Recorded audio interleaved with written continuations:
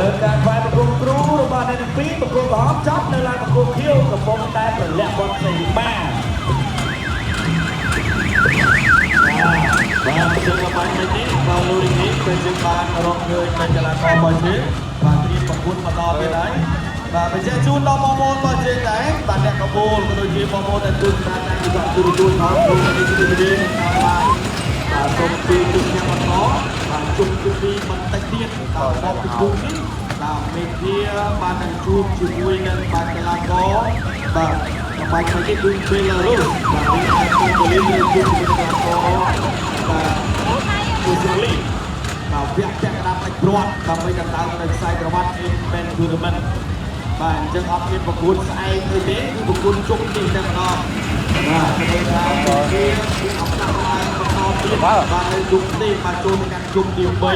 ដើម្បីដណ្ដើមនៅខ្សែក្រវ៉ាត់ឬមួយវិញយ៉ាងណាបាទអញ្ចឹងសម្រាប់កីឡាករគុំបែបបើជឿទៅតាមពីរូបបាទដល់បាសូវីដែលជាស្គមនៅជុំទីការជុំទីការជុំរបស់ក្រុម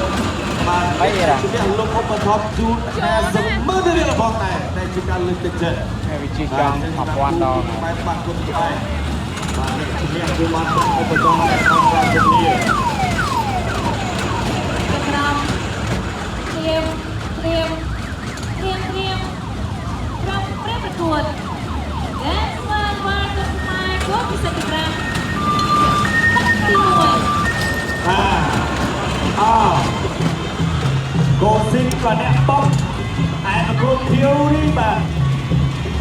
អ្នកខំសុភ័ក្រទីក្រៅ3ទឹកទេបាទទីច្រឡំវាយ10ទឹកឯងទៅ5មកហើយវាយ13ទឹកទេមួយជើ